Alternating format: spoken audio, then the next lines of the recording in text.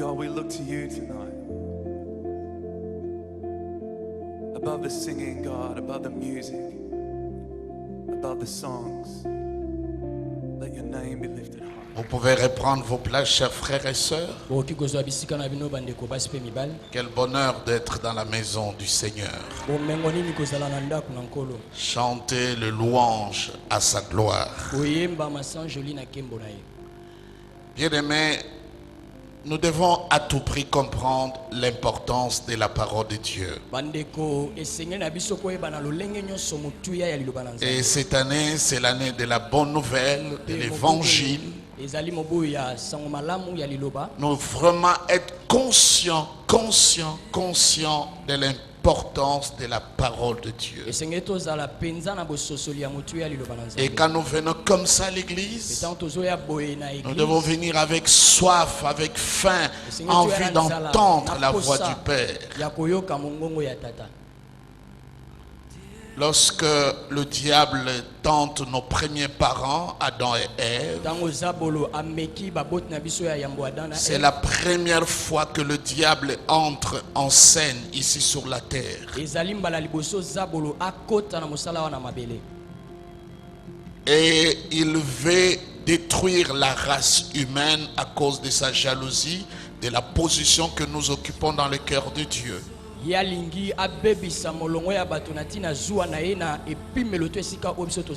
savez, lorsque quelqu'un ne t'aime plus ou bien il n'aime plus une personne, et s'il trouve à l'incapacité de te faire du mal, parce que tu es puissant, tu es fort, il peut s'en prendre à ta photo. Lorsqu'il voit ton image, il est fâché, il peut déchirer ta photo, parce que toi, il ne peut pas te toucher. Il va chercher à toucher l'image. Et c'est ce qui se passe avec le diable. Comme il sait qu'il ne peut rien faire contre Dieu, il a cherché à toucher celui qui est créé à l'image de Dieu. L'homme. Nous sommes créés à l'image de Dieu. Et là, pour la première fois, le diable entre en scène dans le livre de Genèse. Ça veut dire, le diable dans son armure, dans sa jupicière, dans son dépôt, dans sa stratégie, il dit, je vais attaquer l'homme, je vais détruire. Donc ce que je vais utiliser maintenant là, ça ne va pas échouer. Donc maintenant, il ne vient pas avec la sorcellerie, il ne vient pas avec l'envoûtement, il ne vient pas avec toutes ces choses que nous chassons jour et nuit.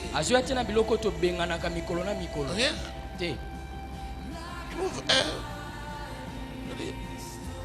Dieu a réellement dit, il n'envoûte pas. Non. Il attaque seulement la parole qu'il a reçue. Bien aimé, le diable peut être tout, mais il n'est pas idiot.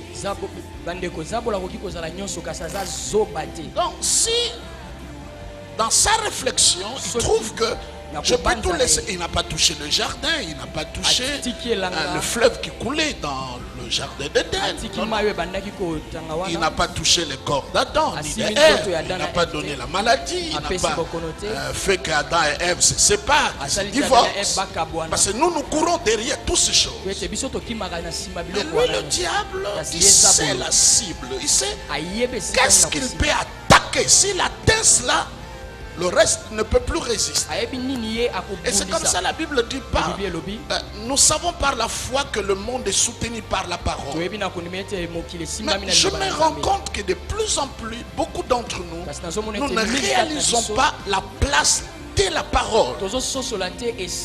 C'est l'amour de la parole. Et le diable attaque et dit, Dieu a réellement dit que vous ne mangerez pas du fruit de l'arbre qui est au milieu. Et quand le diable parle comme ça, bien aimé, il utilise l'écriture, pas autre chose. Cela veut dire il utilise ce que Dieu a dit et il ajoute ses propres opinions.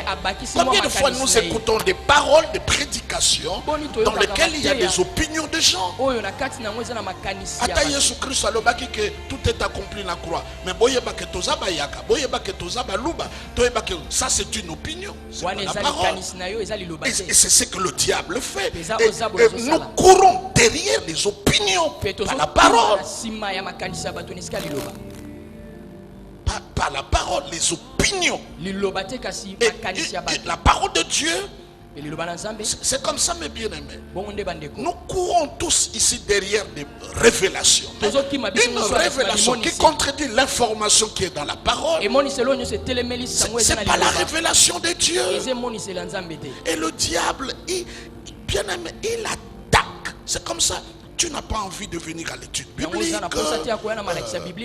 Tu n'as pas envie de lire la parole.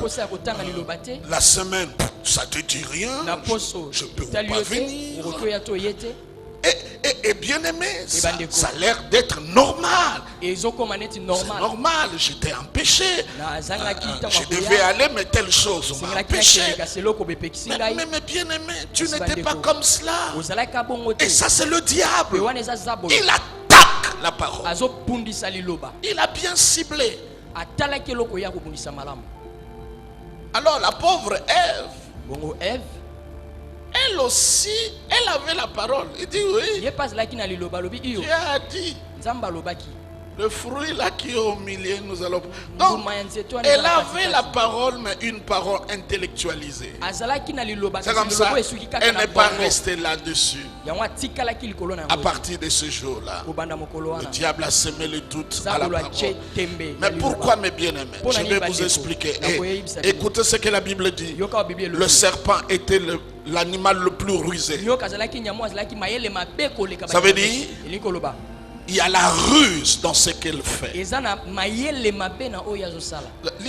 un peu avant que je vienne sur mon message. Je voulais nous exhorter.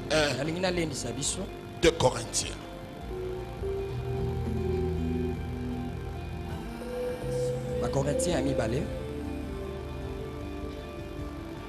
Chapitre 10. Allons-y, verset 3, tous ensemble. Si nous marchons dans la chair, nous ne combattons pas selon la chair, car les armes avec lesquelles nous combattons ne sont pas charnelles, mais elles sont puissantes. Allons-y, par la vertu de Dieu, pour renverser quoi? Les forteresses. Allons-y, verset 5. Nous renversons les raisonnements et toute hauteur qui s'élève contre quoi? Contre le mariage, contre le travail, contre ta promotion. C'est contre quoi? Mais toutes les retraites que nous faisons, c'est pour le mariage, pour le travail.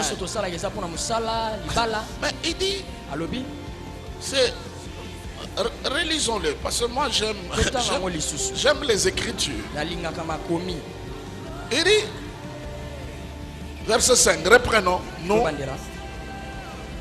les raisonnements et toute hauteur qui s'élève contre quoi? Pardon? La connaissance de Dieu. Pas autre chose. Et comment tu connais Dieu? C'est au travers de sa parole.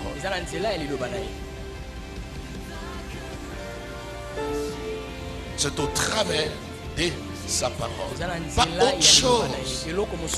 Ça veut dire les raisonnements qui s'élèvent, tout ce qui met le doute par rapport à Dieu, à son amour, à ce qu'il est. Bien aimé, nous nous lèvons contre toutes ces choses. Et qu'est-ce qu'il a semé? Il a semé le doute. Juste le doute. Mais combien de fois nous doutons et nous trouvons que bon, c'est rien de grave. Alors, Genèse, c'est un livre, mais bien aimé, tout commence par Genèse. Donc, si le diable commence par cette stratégie, jusqu'à la fin dans l'Apocalypse, c'est la même stratégie. Il combat la connaissance de la parole de Dieu. C'est ta partie que tu peux avoir. Et c'est comme ça, la Bible dit que ce livre de la loi ne s'éloigne point de ta bouche. Et qu'est-ce qu'il ajoute? Pour que cela ne s'éloigne point de ta bouche, qu'est-ce qu'il faut faire? Tu commences à parler parole. Comment cela peut arriver? Si tu médites comment? On ne met pas un point, on met virgule. C'est une action continue. Ça veut dire pour agir fidèlement. Tu ne vas pas te rendre compte d'une manière volontaire. Tu commences à poser des actes de Dieu. Parce que mes bien-aimés, la parole de Dieu est en toi. Médite le jour et nuit. On ne met pas point, on met virgule. L'action continue. Et qu'est-ce qu'on dit à la fin? C'est alors. Donc, le succès, ça ne sera pas un séminaire, ça ne sera pas des stratégies, ça devient juste le résultat. Tu te rends compte comme ça, tu commences à réussir dans ta vie, tu as du succès dans ce que tu fais. Pourquoi, mes bien-aimés? Parce que la parole de Dieu, et je le répète encore, la parole de Dieu, très important, mes amis. Et le diable, lui, n'a pas changé de stratégie. Nous avons partagé la parabole du semeur ici. Il dit, lorsqu'on a jeté la semence, il dit, le royaume de Dieu est semblable à quelqu'un qui a jeté la semence. Et la semence, c'est la parole de Dieu. Aussitôt qu'on a sémé, l'ennemi est venu prendre. On dit aussitôt. Ça veut dire, mais bien aimé, quand le diable attaque, c'est la parole. On a eu un grand séminaire ici avec le pasteur Paul David. C'est la parole. Donc, bien aimé, nous aurons un autre séminaire la fin du mois. Un autre séminaire. Tout ça, mes bien aimés, que la parole habite abondamment dans nos cœurs. Dans nos cœurs, dans nos cœurs. Et c'est ce que le diable a fait dans Genèse. Il est venu par la ruse, par la séduction. Pourquoi, mes bien-aimés, il vient par la séduction? Pourquoi? Parce que c'est lui qui a la parole de Dieu. Le diable ne vient pas lui attaquer directement. Il doit utiliser la ruse pour l'attaquer. Mais celui qui n'a pas la parole, le diable viendra directement l'attaquer parce qu'il n'a rien. Mais celui qui a la parole, comme il a peur de la parole, il doit se déguiser en ange de lumière. Donc tu écoutes un message mais dans lequel il y a des opinions de gens. Ce n'est pas fondamental. Ce n'est pas la parole de Dieu. Et la parole de Dieu dans la bouche du diable devient mensonge.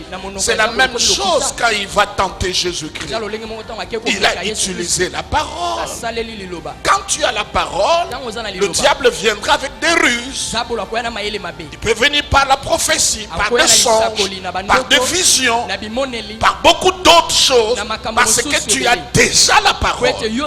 Et comme Ève avait déjà la parole, et Ève pouvait réciter cette parole, mais elle n'est pas restée là-dedans. Regarde, mes bien-aimés, toute la race humaine aujourd'hui est détruite à cause de ça. On appelle ça la loi de première mention. Ça veut dire les restes de ce qui est venu commence par ça. Donc nous devons faire très attention. La parole. Combien de fois vous écoutez nos chansons, même quand nous chantons? Donc il faut même veiller dans ce que nous chantons. Et dans beaucoup de choses, parce que le diable est trop malin. Trop malin. C'est comme ça. Vous verrez que dans l'armure du chrétien, on commence par d'abord la vérité. Amen.